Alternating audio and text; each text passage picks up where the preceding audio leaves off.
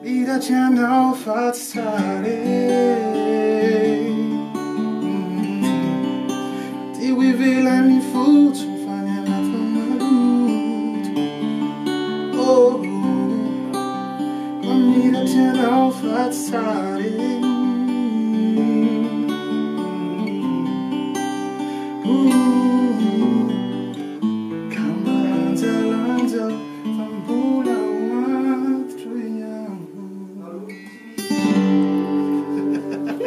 Mamiarinay vao Nzara Soa Marcel, Nzara Marcel natao trano androany. Révélé au public lors de sa participation à une émission de télé-réalité malgache en 2016, Nzara Marcel est maintenant un auteur, compositeur, interprète qui a sa place dans le monde de la musique malgache.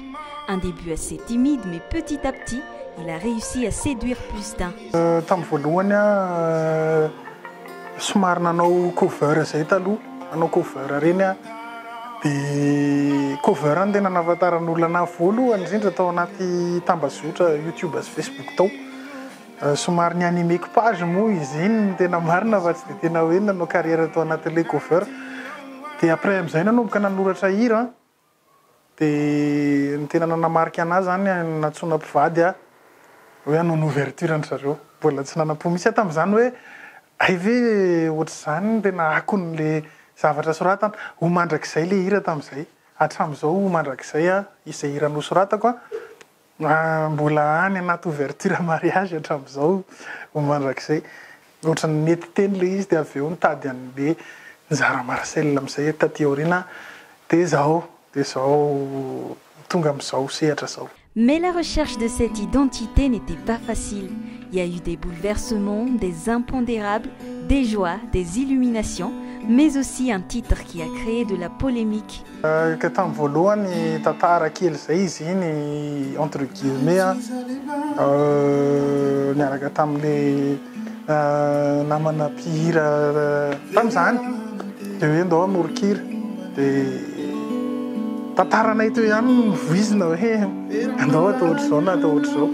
Dia nivoaka izy iny dia nisy nanakihana mihitsy hoe nanakihana vehivavy be zay tao anatin'le hira.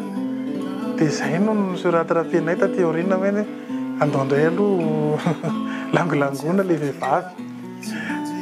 Dia lasa ohatran'ny hoe personnalité misy araka le izy taty aoriana satria iny no tena anisan'ny hoe nahafantaran'ny olona.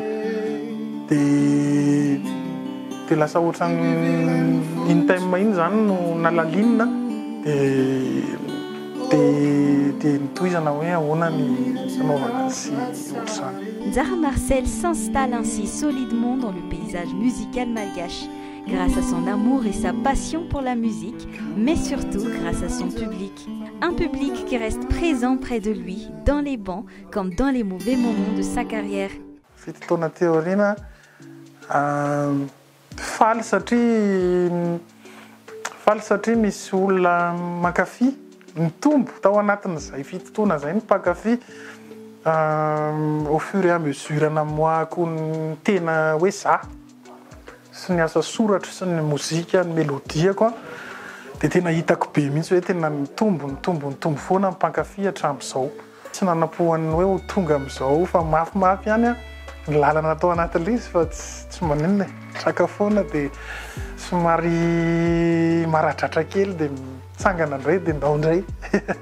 Depuis 2017, Nzara Marcel fait son chemin et il continue à voir grand. Le 12 octobre dernier, il a lancé Ambio Company, un espace dédié à la création et à la production. Ambio se veut un lieu de collaboration, d'échange et d'innovation. Situé à Anjanarivo, les locaux d'Ambio sont équipés pour les enregistrements audio, vidéo et même pour les événements.